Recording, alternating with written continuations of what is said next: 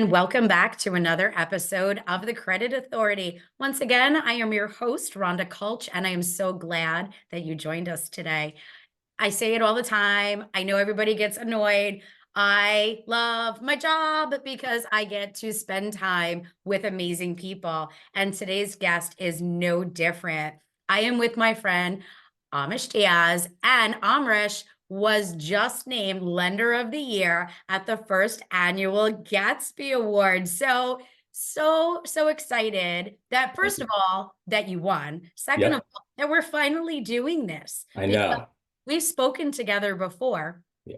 but we've never made time to have you as a guest on the show. So welcome to the Credit Authority. Thank you. So happy to be here. And finally, we've done this. So obviously, the Gatsby Awards, which took place last week at the Watermill Inn, was the first annual event to really celebrate all of the people in the real estate space that really go above and beyond, that I would even go so far as to say are under recognized for being so over recognized, right? There are those times where you think somebody's so busy and that they're actually untouchable or unapproachable. Mhm. And there was so many faces that I have not seen in so long. So it was wonderful for me Yeah. to be in attendance, but it was even better to be able to really support people that were there that I work with. Yeah. So you had my vote. Thank you. It was a voting process. This was not about, a small committee that said, "Hey, we chose you." You were voted by your peers. Yes. Yeah. No, it was exciting. It was interesting because it's good to have people that we know and then people that we work with or just happen to come across and, say hello or have interactions with. And to have a room full of 380 people within the industry. And it was a great environment. It was really warm. Everybody had a great time. And the voting process it was unique, honestly, because I've never seen anybody do a live voting for 1 hour, I believe, to basically be like, hey guys, get your vote in for your favorite, professional that's in the real estate industry. So I'm obviously very honored and humbled. I was shocked. I didn't think I would win. And it was very nice to hear that, and it was great to have a lot of people who, love and support me. So it's really amazing. It's such an amazing feeling. So let's start with the journey that got you there. You Sure. obviously took home the award for best lender in the mortgage space. Yep. So that didn't come by chance. That came because you do a fantastic job. So let's talk a little bit about your journey. I like to focus on the individual, not the brand. Although Love the brand that you work for, supports that, it. Mhm. but you happen to have such a fantastic following. Why do you think that you've been so successful over the years?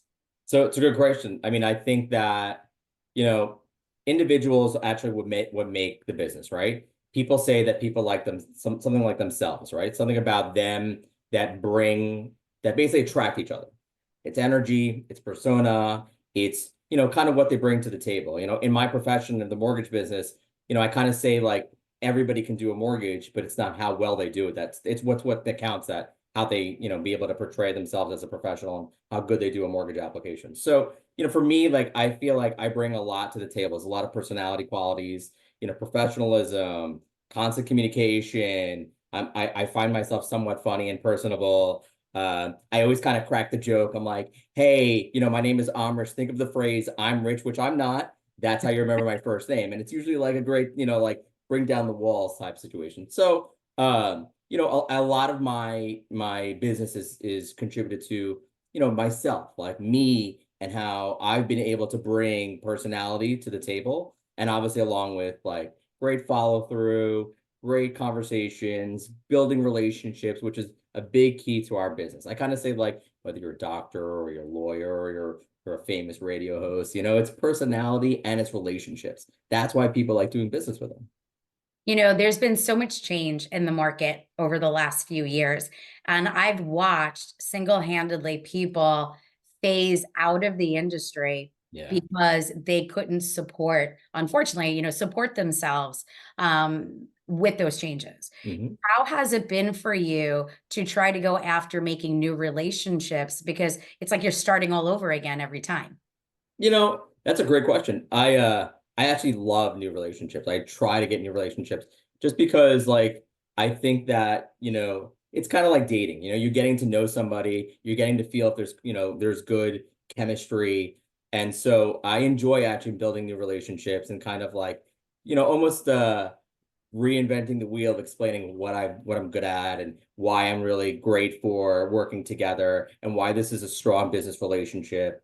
A lot of my clients, my realtors, my referral partners are friends of mine. They come to my house, they know my wife, they see me on Instagram and they see my kids, so it's nice because we build this relationship from business to personal. And that's, I think it's a really important piece to it.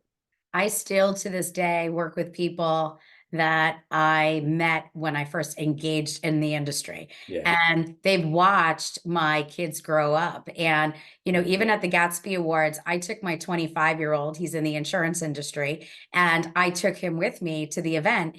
And people were coming up to me saying, "Oh my God, that's Dan?" Because they've watched my kids grow up. They remember when I was pregnant. My youngest is 15, right? But they Wow. could remember when I was pregnant. And I think that those relationships are so valuable.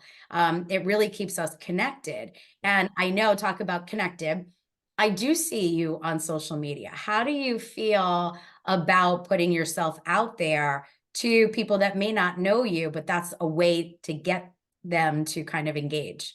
You know, Unfortunately, in our day and age and technology, social media is a huge piece of the puzzle. Like you've got to be out there and you have to be engaged because otherwise people don't know you. And it's really an elemental way to have everybody understand your personality, your business model, your understanding of like what you're bringing to the table and like why you're someone that you want to do business with. So like, I actually do a bit of personal and business. Like I'll throw out some tidbits on mortgage stuff, but also be like, hey, here's a picture of my kid and this is what he's doing today, and I always get that on, ooh, so it's just a good way to kind of get people to understand who you are because I think that's what they're looking for. Like, why am I doing business with you? Why do I want to get to know you? Oh, I see the personal side of you, but I also see the business side of you. I go every now and again, I'll drop a little nugget about me personally. And, social media, again, it can be weird. And what happens is people will walk away saying, "Oh, I know her."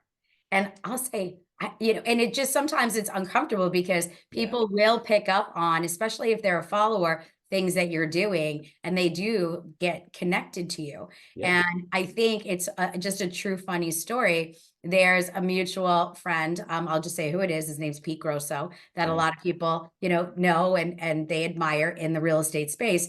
And the funny thing is that I was connected to Pete on social media. He felt like he knew me and I felt like I knew him, but we never actually met in person. Yeah. We had been following each other and Mhm. we're at an event hosted by a funder that we both mutually know.